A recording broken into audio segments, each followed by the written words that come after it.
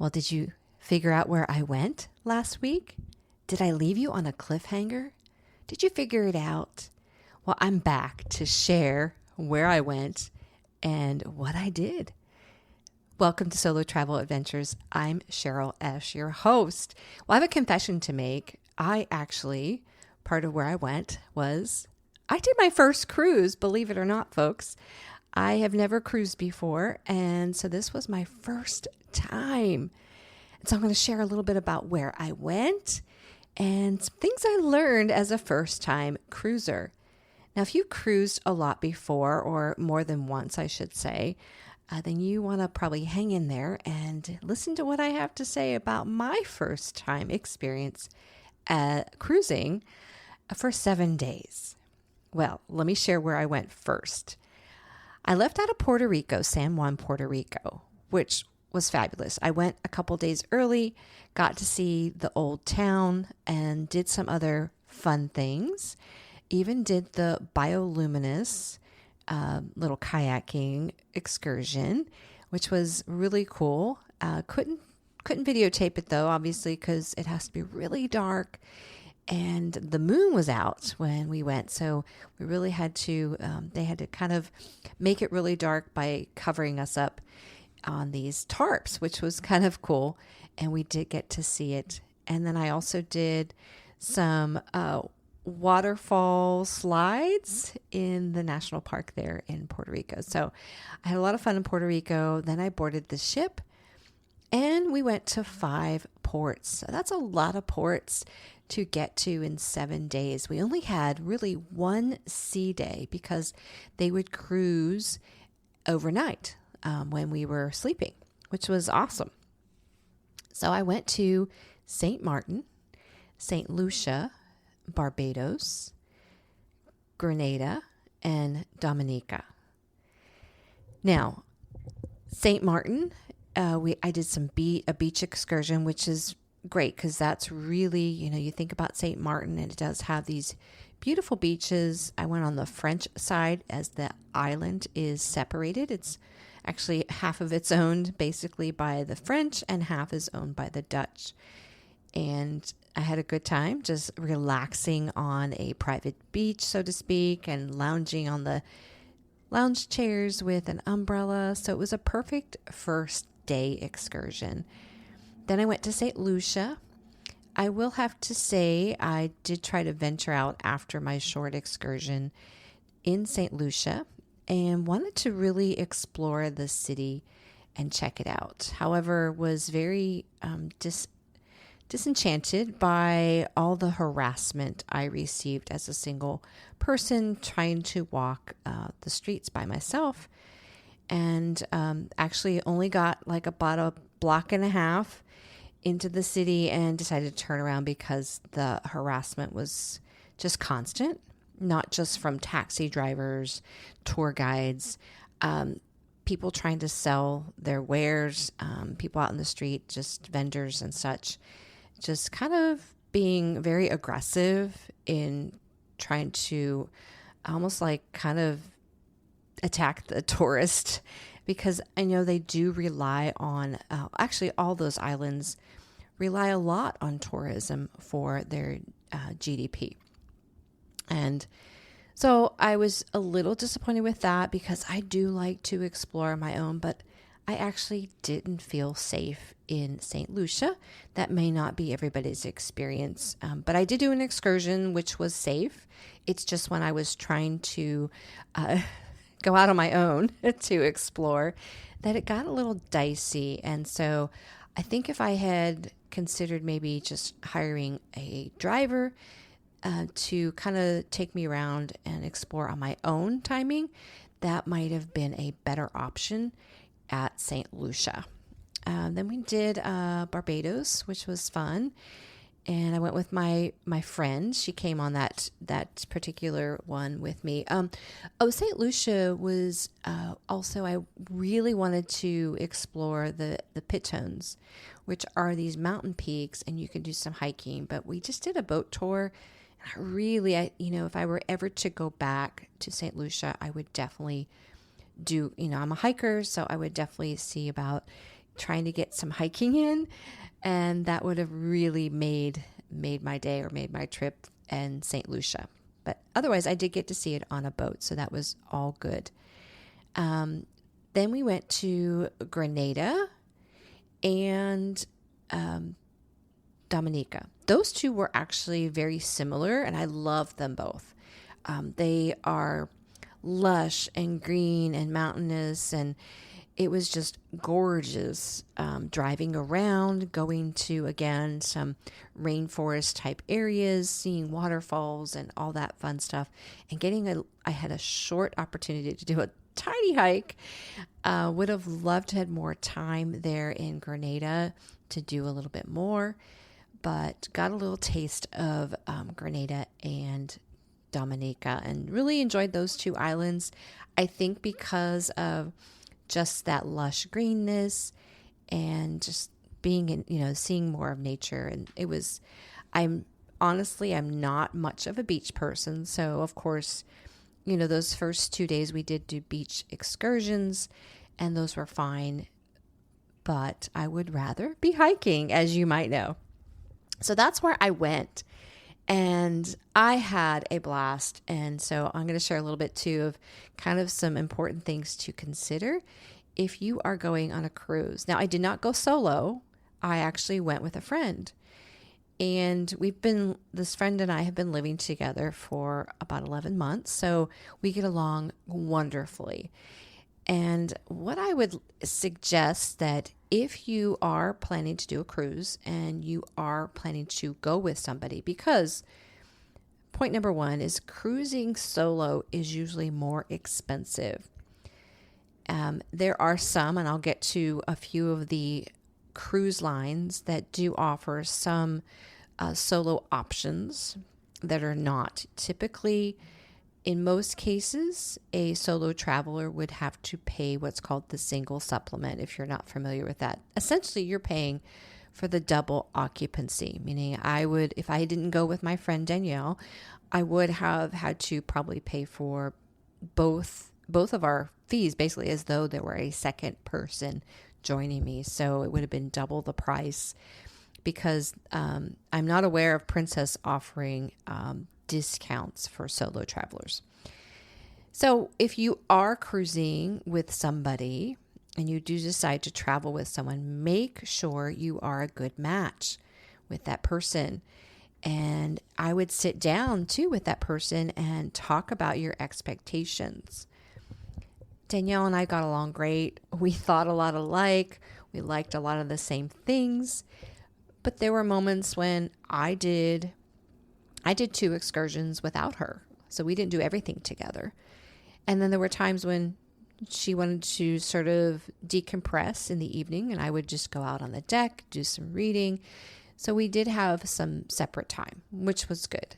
But we did have a wonderful time laughing about certain things on our cruise. So make sure who you are traveling with. If you are going with somebody, that you get along with them, you talk about all the things like, are they a morning person? Are you a morning person?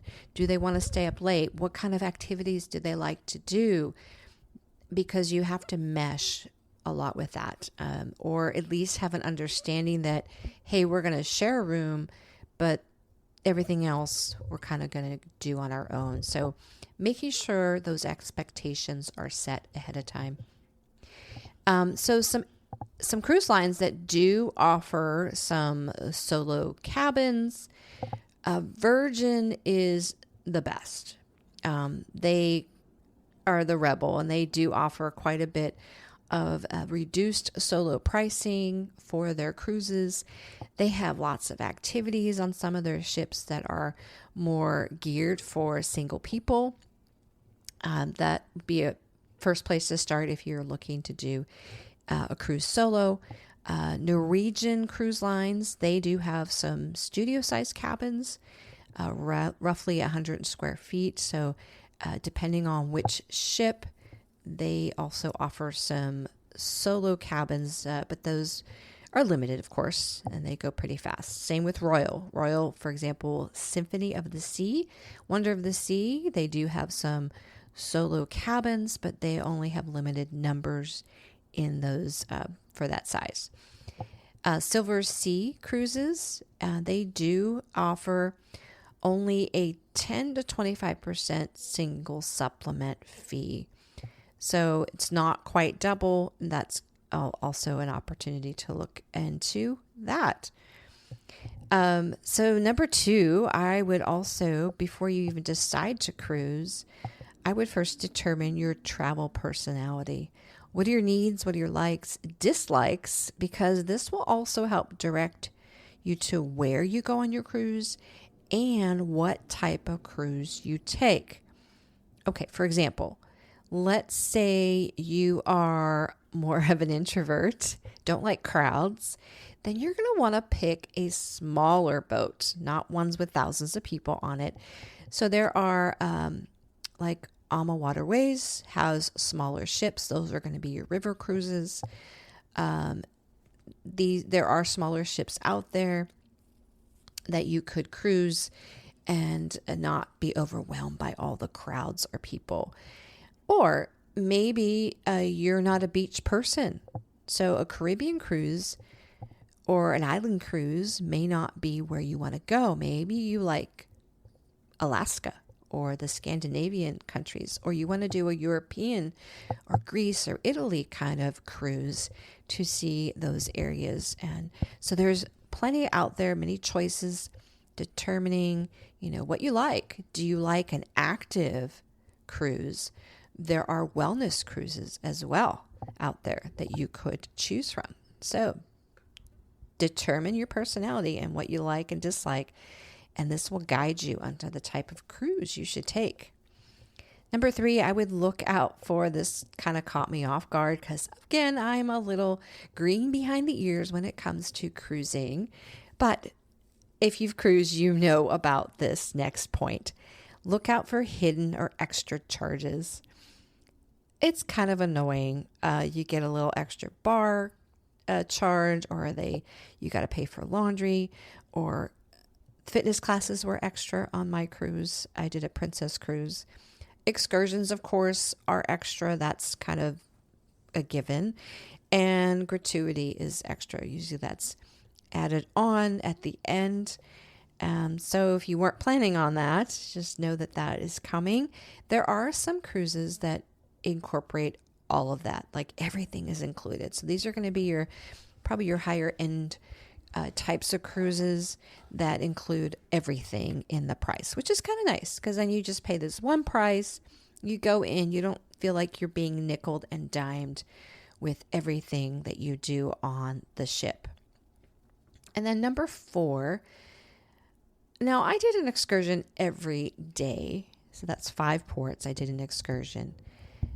But I realized it's not necessary to even do any excursions if you don't want to. If that's your choice, then I would say do a little research to see, of course, what's on the island that you are interested in seeing. Maybe hire a taxi driver to drive you, or just explore the city, whatever port it's in. You don't have to do anything, activity-wise. And maybe you just want to find a local beach and just relax. So it's not necessary to do the excursions. I did find that out. And I think if I were to do another cruise, I would do less excursions, maybe 1 or 2. And then allow myself because I love to do things on my own timing. I think that was one of the frustrating things for me in being in a tour, is that, you're waiting on other people. You're being transported in these, bumpy buses usually. And it's just, and you're going to these crowded, sites that everybody goes to. You think about there's more than one ship at the port at a time. And so all these ships are offering basically the same excursion. And so it gets really crowded when you get to certain points, whether it's a lookout point, or I did the Emerald Pool waterfall in Grenada. So that was pretty busy with lots of people making that same popular stop.